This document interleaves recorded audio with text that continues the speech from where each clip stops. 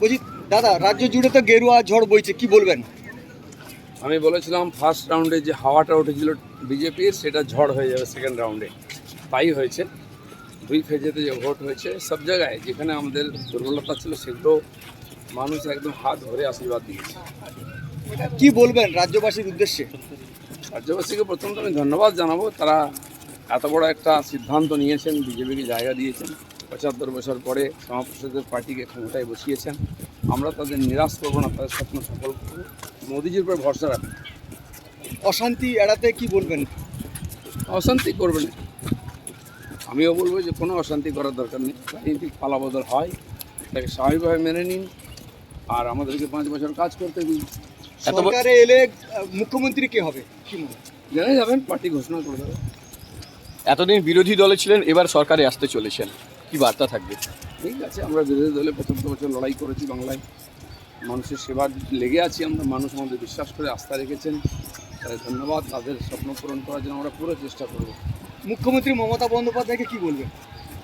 ওনাকে লোক 15 বছর সময় দিয়েছে, উনি মানুষের ইচ্ছা পূরণ করতে পারেননি, মানুষকে কষ্ট দিয়েছেন, মানুষ শরীর দিয়েছে। তো দেখুন আমরা কী কাজ করি।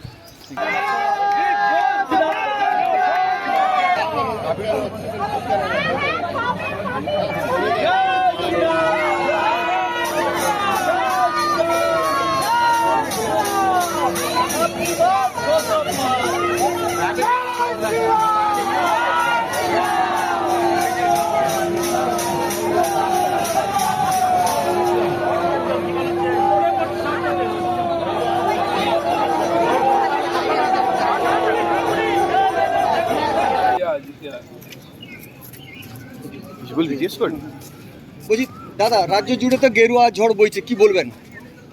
আমি বলেছিলাম ফার্স্ট রাউন্ডে যে হাওয়াটা উঠেছিল বিজেপির, সেটা ঝড় হয়ে যাবে সেকেন্ড রাউন্ডে।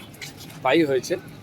দুই ফেজেতে যে ভোট হয়েছে, সব জায়গায় যেখানে আমাদের দুর্বলতা ছিল সেগুলো মানুষ একদম হাত ধরে আশীর্বাদ দিয়েছে। কি বলবেন রাজ্যবাসীর উদ্দেশ্যে? রাজ্যবাসীকে প্রথমত আমি ধন্যবাদ জানাবো, তারা এত বড় একটা সিদ্ধান্ত নিয়েছেন, বিজেপিকে জায়গা দিয়েছেন, 75 বছর পরে শ্যামাপ্রসাদের পার্টিকে ক্ষমতায় বসিয়েছেন। আমরা তাদের নিরাশ করবো না, তাদের স্বপ্ন সফল করবো, মোদিজির উপর ভরসা রাখবো।